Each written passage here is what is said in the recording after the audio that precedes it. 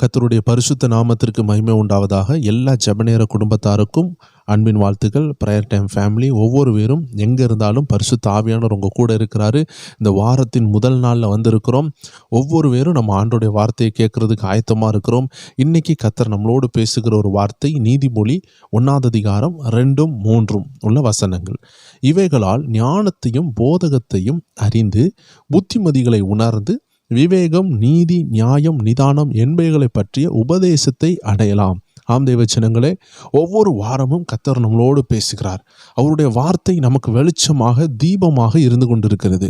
நம்ம பாதை இருண்டு போகாமல், நாம் செய்ய வேண்டியது என்னவென்று தெரியாமல் நாம் புலம்பாதபடிக்கு அவருடைய வெளிச்சம் வார்த்தையாக அது வெளிச்சம் கொடுக்கிறது.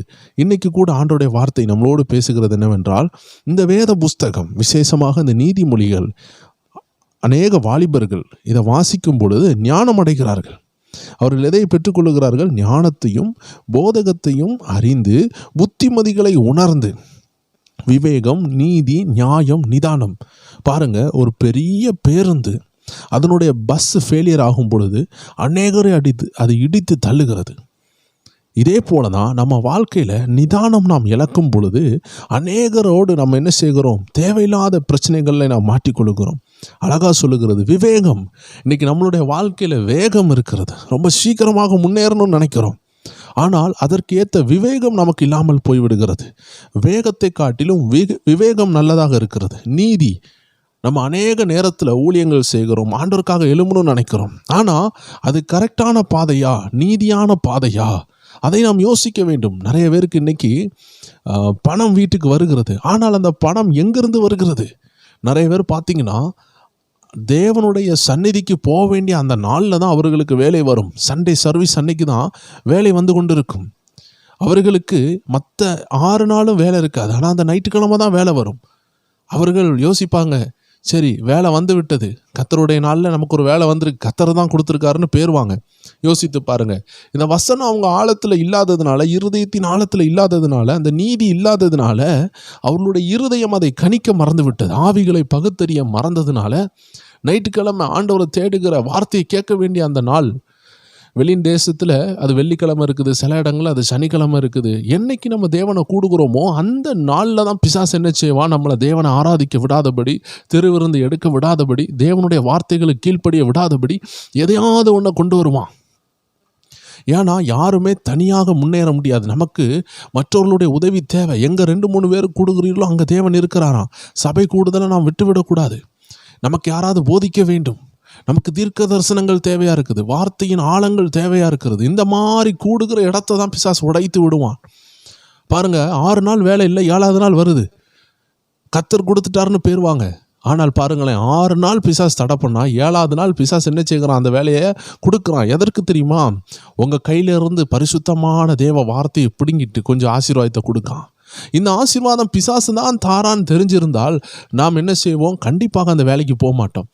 6 நாள் வேலை இல்லாமல் இருக்க தெரிஞ்ச எனக்கு 7வது நாள் நான் கர்த்தருக்கு கொடுப்பேன்னு சொல்லி நம்ம கர்த்தருக்கு உண்மையாக இருந்திருப்போம். கர்த்தர் நமக்கு நிரந்தரமாக ஒரு வேலையை தந்துடுவார். ஆனால் இந்த நீதி நமக்குள்ளே இல்லாததுனால, நியாயம் நமக்குள்ளே இல்லாததுனால, நிதானம் நமக்குள்ளே இல்லாததுனால, வேதம் சொல்லுது பார்த்தீங்களா, ஞானம், புத்தி, விவேகம், நீதி, நியாயம், நிதானம் என்பவைகளை உபதேசத்தை நாம் அடையலாம். இது நமக்குள்ளே இல்லாததுனால நாம் வழி தவறி போகிறோம். அதனால தான் தேவஜனங்களே, இந்த வேத வசனத்தின் வார்த்தைகள் நமக்கு ஞானத்தை போதிக்கிறது, அறிவை உணர்த்துகிறது, புத்தியை தருகிறது, விவேகத்தை தருகிறது, நீதியை தருகிறது, நியாயத்தை தருகிறது, நிதானத்தை தருகிறது. அதையெல்லாம் இந்த வேத வசனமாகிய இந்த தேன்கூட்டிலிருந்து நாம் பெற்றுக்கொள்ளலாம். ஒவ்வொரு நாளும் ஆண்டு உங்களுக்கு வார்த்தைகளை தந்து கொண்டே இருக்கிறார். தேவச்சனங்கள், நீங்கள் திறந்த இருதயமாக இருந்தால் வார்த்தை உங்கள் இருதயத்தில் கிரியை செய்யும். அது 100ஆக 60ஆக 30ஆக உங்களிலிருந்து கனி கொடுத்து அநேக ஆயிரங்களுக்கு அது கொண்டு சேர்க்கப்படும். எந்த வசனம் வெறுமையாக வருகிறதில்லை. தேவனோடு திட்டத்தோடு அனுப்புகிறார். அந்த திட்டம் நிறைவேறியே தீரும். எல்லாரும் ஜெபிப்போமா? இந்த அருமையான நாளில் ஆண்டு சொல்லுகிறார், வசனம்தான் வழிகாட்டும். அதுதான் உங்கள் பாதைக்கு வெளிச்சம், அதுதான் உங்கள் பாதைக்கு தீபம், அதுதான் உங்கள் வாழ்க்கைக்கு வெளிச்சம். அது இல்லை என்றால் நிம்மதி இல்லை. வசனம் இல்லை என்றால் ஆறுதல் இல்லை. வசனம் இல்லை என்றால் அசுத்தாவின் போராட்டம். அந்த வசனம் இல்லை என்றால் அசுத்தம் நம் இருதயத்துக்குள் வந்துவிடும். தேவச்சனங்களை எல்லாரும் செபிப்போமா?